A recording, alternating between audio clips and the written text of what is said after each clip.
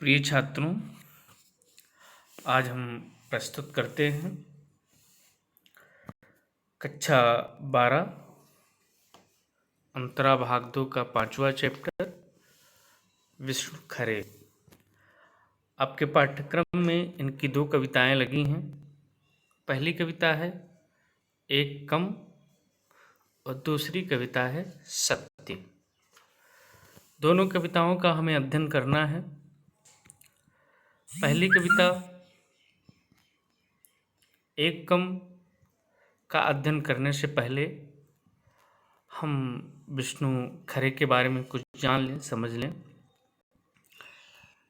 विष्णु खरे का जन्म छिंदवाड़ा मध्य प्रदेश में हुआ।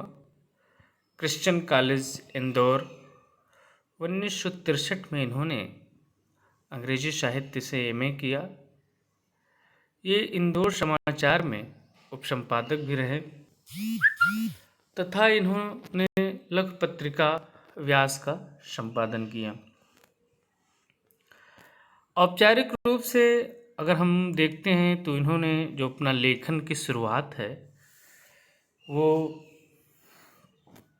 1956 से इन्होंने किया। पहला प्रकाशन टी.एस. एलियट का अनुवाद था मरुप्रदेश और अन्य कविताएं।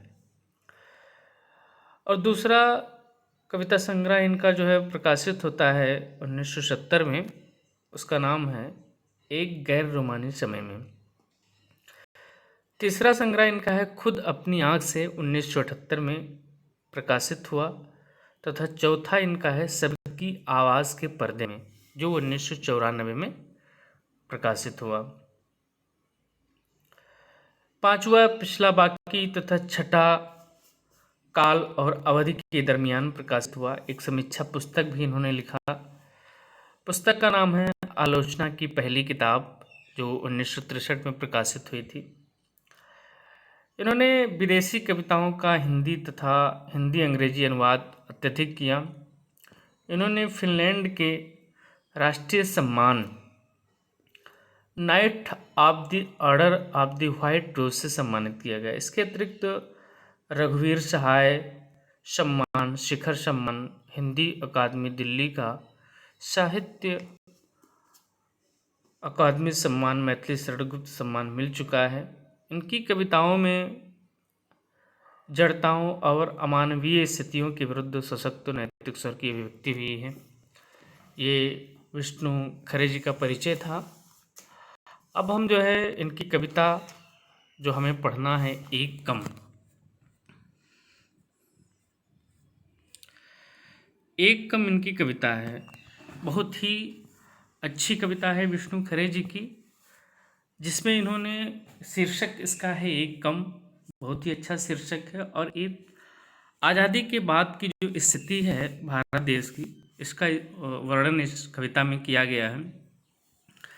इस कविता में जो है समाज के जो वंचित वर्ग हैं, निराशा, जीवन संघर्ष, उसी की तरफ ये ध्यान केंद्रित करती है। कवि ने कविता के माध्यम से स्वतंत्रता के बाद भारतीय समाज में प्रचलित हो रही जो जिस तरीके से वो अपना जीवन जीते हैं, स्वतंत्रता के बाद भारतीय लोग, भारतीय समाज के लोग जिस तरीके से जीवन जीते हैं, उसका इन्होंने इस कविता में बहुत ही अच्छा चित्रांकन किया है। आज़ादी हासिल करने के बाद सब कुछ वैसा नहीं रहा जैसा हमारे देश के लोगों ने, हमारे भारतीय क्रांतिकारियों ने जैसा सोचा था, वैसा कुछ नहीं था। जिस तरीके से वो भारत देश को बनाना चाहते थे कि पूरे देश में आस्थावान, ईमानदारी, विश्वास, परस्पर भाईचारा, सामूहिकता, ये सब रहेगा, परंतु ऐसा हो न सका। आज़ादी के बाद समाज की संवेदनशीलता माना जाने वाला जनता का जो मोह था वो पूरी तरह भंग हो चुका था। विश्वास, परस्पर भाईचारा और सामूहिकता का जो स्थान था वो धोखाधड़ी, आपसी खींचतान ने ले लिया। नितांत स्वार्थपरता का माहौल बनता चला गया। कभी इस माहौल में स्वयं को असमर्थ पाता है और हाथ फैलाने के लिए विवश ईमानदारों के प्रति अपनी सहानुभूति स्पष्ट रूप से रखता है। कुछ न करने की स्थिति होने के कारण वंचित को वर्ग की प्रगति की दौड़ में लगे हुए जीवन संघर्ष में बाधक नहीं बनना चाहता है, इसलिए वह कम से कम उनके रास्ते का एक व्यवधान तो कम ही कर सकता है, और वह करता है। यही कविता का संदेश। अच्छा, हम अब कविता का अध्ययन करते हैं। 1947 के बाद से इतने लोगों को इतने तरीके से आत्मनिर्भर, मालामाल और गतिशील होते देखा है कि अब जब आगे कोई हाथ फैलाता है 25 पैसे एक चाय या 2 रोटी के लिए, तो जान लेता हूँ मेरे सामने एक ईमानदार आदमी, औरत या बच्चा खड़ा है। मानता हूँ कि हाँ, मैं लाचार हूँ, कंगाल या कोढ़ी, या मैं भला चंगा हूँ और कामचोर और एक मामूली धोखेबाज, लेकिन पूरी तरह तुम्हारे संकोच, लज्जा, परेशानी या गुस्से पर आश्रित, तुम्हारे सामने बिल्कुल नंगा, निर्लज्ज और निराकांक्षी मैंने अपने को हटा लिया है हर होड़ से। मैं तुम्हारा विरोधी, प्रतिद्वंदी या हिस्सेदार नहीं। मुझे कुछ देकर या ना देकर भी तुम कम से कम एक आदमी से निश्चिंत रह सकते हो। कविता 1947 के बाद, यानी कि कवि क्या कह रहा है कि 1947 के बाद मैं इतने लोगों को इतने तरीकों से आत्मनिर्भर, मालामाल और गतिशील होते देखा है। ठीक, कवि कहता है कि 1947 में हमारा देश आज़ाद होता है, तो देश आज़ाद होने के बाद मैंने बहुत सारे लोगों को, जो हमारे भारतीय समाज में बहुत सारे ऐसे लोग हैं जो अनेक तरीकों से अपने आप में आत्मनिर्भर हुए हैं और संपन्न हुए होते हुए उन्होंने देखा, उन्नति के मार्ग पर उसने आगे बढ़ते हुए देखा है। मैंने कहने का तात्पर्य यह है कि कवि ने आज़ादी के बाद लोगों को बढ़ते हुए देखा है, आत्मनिर्भर होते हुए देखा, उन्नत करते हुए देखा है। लेकिन जब वो क्या कहता है कि अब जब आगे कोई हाथ फैलाता है 25 पैसे का एक चाय या 2 रोटी के लिए, तो मैं जान लेता हूँ। क्या जान लेता हूँ? इतना मैंने भारत देश इतना विकास कर रहा है, इसके बाद भी यदि कोई 25 पैसे का एक चाय या 2 रोटी के लिए पैसा मांगता है, हाथ फैलाता है, तो मैं ये जान लेता हूँ। क्या जान लेता हूँ कि जो है स्वतंत्रता के पश्चात आर्थिक संपन्नता और उन्नति के लिए लोगों ने झूठ, छल, कपट, बेईमानी, धोखाधड़ी आदि का रास्ता अपनाया। इससे चारों ओर स्वार्थपरता का वातावरण तो बनता चला ही गया। हर व्यक्ति जो है हमेशा जो है अपने बारे में ही सोचा, किसी अन्य लोगों के बारे में उसके पास सोचने की न तो समय है और ना ही उतना सोच ही पाता है। तो इस माहौल में जब 25 पैसे एक चाय या 2 रोटी के लिए हाथ जब फैलाता है, तो मैं उसके हाथ फैलाने में यह स्वीकार करने का एक भाव निहित होता है। ठीक है, मैं जान लेता हूँ कि भाई सामने जो व्यक्ति है वह एक ईमानदार है या औरत है या बच्चा है। मानता हूँ कि लाचार हूँ, कंगाल है या कोढ़ी है, या मैं भला चंगा हूँ, कामजोर या एक मामूली धोखेबाज। कहने का तात्पर्य यह है कि इस माहौल में जब कोई हाथ फैलाता है तो मैं जान लेता हूँ कि मेरे सामने हाथ फैलाने वाला एक ईमानदार आदमी, औरत या बच्चा खड़ा है। उसके हाथ फैलाने में यह स्वीकार करने का भाव निहित होता है कि मैं विवश हूँ, एक कंगाल या कोढ़ी हूँ, अथवा यह भाव है कि अच्छा भला स्वस्थ हूँ लेकिन कामचोर हूँ। और एक लाचार होता है या स्वस्थ होते हुए भी कामचोरी के कारण छोटे मोटा धोखेबाज हो सकता है, परंतु बिना किसी बनावट के वह अपनी यथास्थिति को प्रकट कर देता है। कहने का तात्पर्य कवि का यह है, यदि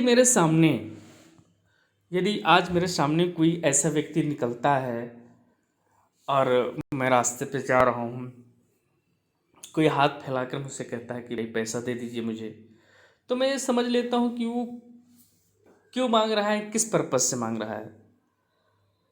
क्योंकि बात ये होती है कि जैसे अगर मान लीजिए कोई हट्टा कट्टा आदमी है, मतलब बहुत ही स्वस्थवर्धक है, वो हाथ फैलाता है, तो मुझे क्या समझना चाहिए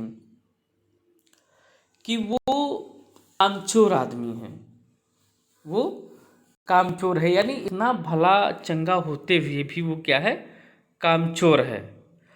और या तो फिर क्या है, एक धोखेबाज है कि रोज सबसे एक एक रुपये मांग करके और फिर जा कर के शराब पी लेता हो, ऐसा भी हो सकता है। और या फिर औरत है, तो औरत के पास भी कोई व्यवस्था हो सकती है।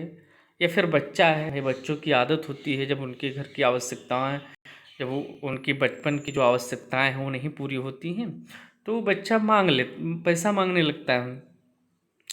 तो कवि का कहने का तात्पर्य ये है कि मैं समझ जाता हूँ कि जो व्यक्ति मुझसे पैसा मांगता है तो वो किस उद्देश्य से मांग रहा है। यह वह व्यवस्था के उद्देश्य से मांग रहा है, या स्वस्थ होते हुए, भला चंगा होते हुए भी काम चोरी कर रहा है, या एक छोटा मोटा वो कामचोर है या धोखेबाज है। लेकिन पूरी तरह तुम्हारे संकोच, लज्जा, परेशानी या गुस्से पर आश्रित, तुम्हारे सामने बिल्कुल नंगा, निर्लज्ज और निराकांक्षी मैंने अपने आप को हटा लिया है हर होड़ से। मैं तुम्हारा विरोधी, प्रतिद्वंदी या हिस्सेदार नहीं। मुझे कुछ देकर या न देकर तुम भी कम से कम एक आदमी से निश्चिंत रह सकते हो। कहने का तात्पर्य यह है कि सबसे बड़ी कठिन काम है किसी से मांगना। अगर हम किसी से कुछ मांग लेते हैं तो हम उसकी नज़र में जो हमारा स्टेटस रहता है, जो हमारी स्थिति रहती है, वो बिल्कुल नीचे हो जाती है।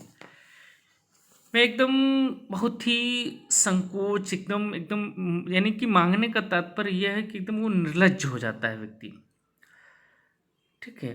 तो क्या कवि आगे क्या कहता है कि उस याचक के मन में यह स्वीकृति का भाव होता है कि मैं पूर्ण रूप से तुम्हारे संकोच पूर्ण या लज्जा के साथ अथवा परेशान होकर या क्रोधित होकर दिए गए दान के सहारे ही जीवित हूँ। अर्थात उसका जीवन दूसरे के दान पर निर्भर है, चाहे उसे दान देते समय मनुष्य के मन में कैसी भावना रही हो। ठीक है। तो कहने का मतलब ये है कि जैसे मान के चलिए कि यहाँ पर जैसे कि लेकिन आप पूरी तरह तुम्हारे संकोच, लज्जा, परेशानी या गुस्से पर आश्रित हो। ठीक है। इसे कोई पैसा मांगता है, ठीक है, तो कभी कदार हम ऐसे समाज में खड़े होते हैं जो कि हम मना नहीं कर पाते हैं। ठीक। मन में गुस्सा तो आती है कि इतना भला चंगा होते हुए भी पैसा मांग रहा है, लेकिन क्या होता है कि हम निकाल कर दे देते हैं कि भाई अपना भी थोड़ा सा स्टेटस बनाना रहता है कि लोग जो खड़े हैं वो कहीं देख कर ये ना सुन लें कि बहुत ही कंजूस आदमी है, इस वजह से भी देता है। लेकिन पैसा दे तो जरूर देता है, लेकिन उसके मन की भावना कुछ अलग रहती है, कुछ अलग भाव रहते हैं। तो इस तरीके से कवि का कहने का तात्पर्य यह है और कि जो लेकिन पूरी तरह तुम्हारे संकोच, लज्जा, परेशानी या गुस्से पर आश्रित, तुम्हारे सामने बिल्कुल नंगा और निर्लज्ज, निराकांक्षी मैंने अपने को हटा लिया है हर होड़ से। मतलब अगर तुम मुझे 1-2 रुपया दे रहे हो, ठीक है, या फिर पूरे गुस्से से, या मैं तुम्हारे सामने खड़ा हूँ, तुम्हारे अंदर संकोच की भावना होगी, लज्जा होगी, परेशान होगी, लेकिन मैं इन सारी चीज़ों पर ही आश्रित हूँ। मेरा जो जीवन है वो इसी प्रकार चलता है। ठीक है। मुझे जो है तुम्हारे गुस्सा, निर्लज्जा, संकोच, जो भी तुम कह रहे हो, अपने भाव जो कह रहे हो, मैं उसी पर आश्रित हूँ। मैं तुम्हारे सामने बिल्कुल नंगा, निर्लज्ज और निराकांक्षी मैंने अपने आप को हटा लिया है होड़ से। मतलब इस तरीके से जो वो हाथ फैलाता है, तो कहने का कि मैंने तुम्हारे सामने अपना आत्मसम्मान खो दिया है, मैंने लज्जा का भी त्याग कर दिया है और मैंने अपनी सारी आकांक्षाओं को भी छोड़ दिया है। इस प्रकार मैंने प्रगति की हर प्रतिस्पर्धा से अपने आप को हटा लिया है और मैं तुमसे पैसा मांग रहा हूँ, ठीक है, तो मैं तुम्हारा कोई विरोधी नहीं हूँ, प्रतिद्वंदी या हिस्सेदार नहीं हूँ। अर्थात तुम्हारे धन कमाने की जो लालसा है या फिर उन्नति की जो उन्नति करने की जो आकांक्षा है उस रास्ते से मैंने अपने आप को पूरी तरह से हटा लिया है। ठीक है, तो मैं तुम्हारी राह का बाधक नहीं हूँ। ठीक है, मैं तुम्हारा विरोधी, प्रतिद्वंदी, हिस्सेदार नहीं, अर्थात मैं जो है तुम्हारा कोई विरोधी नहीं हूँ, मैं तुम्हारा कोई प्रतिद्वंदी नहीं हूँ, या मैं तुम्हारा जो इतनी प्रॉपर्टी है, इतनी संपत्ति है, मैं उसका हिस्सेदार भी नहीं हूँ। मुझे कुछ देकर या ना देकर तुम भी, कम से कम एक आदमी तो निश्चिंत रह ही सकते हो, परंतु क्या है, तुम चाहो तो कुछ मुझे दो या ना दो, कुछ मत दो, परंतु तुम कम से कम एक आदमी से तो चिंता मुक्त रह ही सकते हो। अर्थात तुम्हारे सामने प्रतिस्पर्धा से मेरे हट जाने के कारण तुम्हारी महत्वाकांक्षा के रास्ते का एक बाधक तो कम ही हो गया।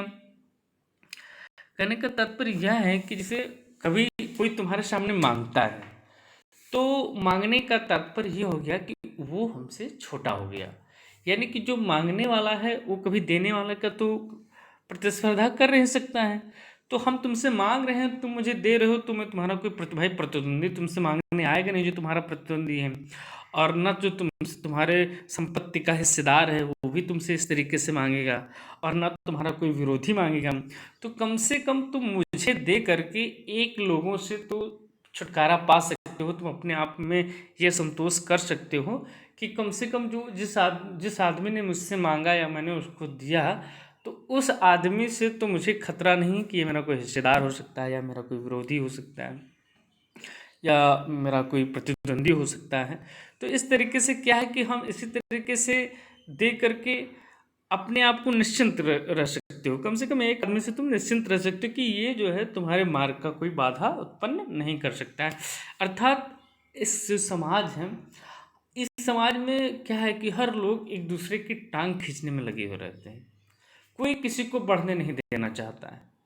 ठीक, कोई मतलब जैसे पड़ोसी आके बस गया, हमारा उससे कोई लेना देना नहीं, वो दूसरे इस राज्य का है, हम दूसरे राज्य के हैं, लेकिन फिर भी अगर पास में रह रहे हैं तो क्या होता है कि धीरे धीरे एक कंपटीशन बढ़ता चला जाता है, एक विरोध की, वो उनके पास ये सामान है मेरे पास नहीं है। हाँ, तो इस तरीके से मतलब एक विरोध बढ़ता चला जाता है।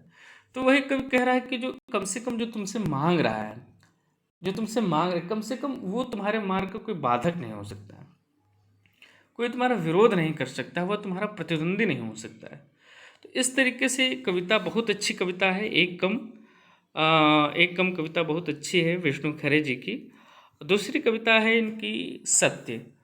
तो इस कविता को हम सोच रहे हैं कि हम दूसरे वीडियो में बताएं आप लोगों को, इससे जो जो जहाँ पर आप लोगों को समझ में नहीं आया होगा आप लोग पूछ सकते हैं बिल्कुल निसंकोच। और जो इनकी दूसरी कविता है सत्य, वो हम आपको दूसरे वीडियो में बताएंगे। ओके, धन्यवाद।